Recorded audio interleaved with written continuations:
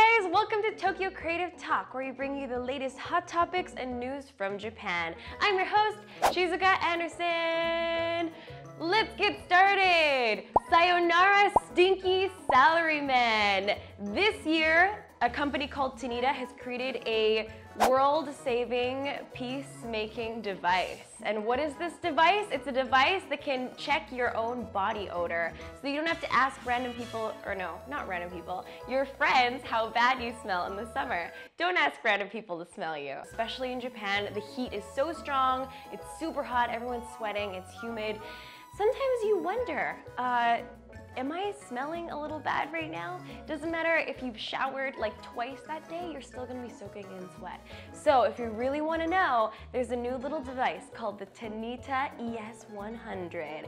The really cool thing about this device is that it actually analyzes smell-inducing matter on your body and how intense it is from a scale of 1 to 10. So 10 being like horrible, nobody wants to stand near you, and then 1 being very good. So mild, no problem. And if you're one of those people who also thinks that strong perfume is kind of not a very nice thing, also this will measure how much perfume you're wearing as well, because it's not how bad the smell is, it's how intense it is. So whether it's perfume, just body odor, it can tell. I'm not like endorsing this, but I think this could help make the world a better place, seriously. And it'll make my commute every day a lot better too, because sometimes I'm in the train like this and it's just so packed and you're right up against a lot of sweaty people. I've even seen someone like drip sweat off of their face onto my like shoulder before, and it was just traumatizing watching the sweat drip. So please, let's take care of the smell even if the sweat doesn't stop. It was on sale from July 1st this year, so go check it out if you're interested in that kind of thing. Next topic! Previously on fun-themed trains in Japan, we've had the Pikachu Train that went up to the Tohoku area to kind of raise funds and awareness for the Tohoku area, and we've also had a really fun cat cafe train that was supposed to raise awareness about the number of abandoned and stray cats in Japan. There are a lot, by the way.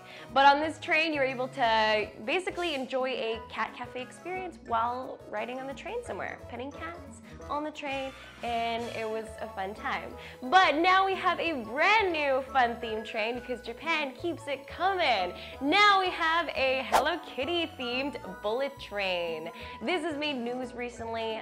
They're really promoting the heck out of this train. It goes from Shin Osaka to Hakata, and it is decked out in Hello Kitty. The outside is covered in Hello Kitty. The seats are purple, the floors and the walls are pink, and they have Hello Kitty all over the place. It looks like a fun time. This train should be a lot of fun to ride if you're a big Hello Kitty fan, like Avril Lavigne. If you know her song. Maybe you could listen to that song while you're on that train, the Hello Kitty song, and enjoy a really fun trip to Hakata because it's always a great scenic place to visit. This train is running for another few months only. It's a limited time only thing. Unfortunately, I don't know exactly when it's gonna end, but that just means you have to go get on that train really fast. Our last topic for today, Mount Fuji is officially open. If you didn't know that Mount Fuji closes, it's actually, the hiking season is only from July to September, actually. So if you ever want to climb Mount Fuji and you're here in the summer for a visit, go after July 1st. That's usually when it opens, around that time. This year it did open on July 1st, and officially people can go climb up the mountain.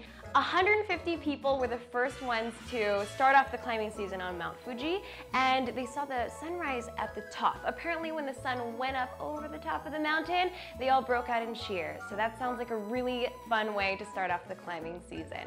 Also, for some of you who didn't know, July 1st is Canada Day, so that might be a fun way to celebrate Canada Day in Tokyo if you're a Canadian. I'll do that next year, maybe, July 1st on the top of the mountain.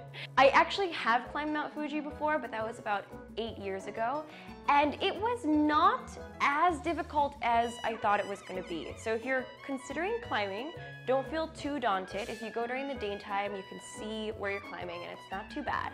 I was really surprised to see that there are actually a lot of elderly people and kids as well. I didn't think this was like a friendly climbing environment for children, but surprisingly doable. Like, it's tough, but if you take your time, you pace yourself, you can definitely get up to the top. all ages. A little bit of training might be required depending on your physical level, but me and my friends were actually able to climb it in I think, is this a record? Probably not, like 3.5 hours. It was very fast from the 5th station. So the downside though is the next day my muscles were killing me. I thought I handled it okay, but I really couldn't walk downstairs. My muscles were just destroyed. I couldn't sit down either. It was so bad. So prepare for that. Maybe don't go too fast. 3 hours is kind of a little pushing it. Take your time and then you should be able to enjoy the climb. And the view from the top is stunning. It's like a sea of clouds. Or if you catch the sunrise, like just the sun is coming up over the clouds, and that's a whole amazing thing as well. It makes your whole trip worth it, that's for sure. So anyone who's interested, check out the climbing season on Mount Fuji. It ends on September 10th, so don't miss out on that if you're an active Tokyo adventurer. All right, anyway, that's all for our topics for today. I hope you enjoyed them. Let me know what you guys want to try the most out of all the things that I talked about in this video in the comments below, and I would love to read what you guys have to say. See you guys in the next video. Have a great week. Bye-bye.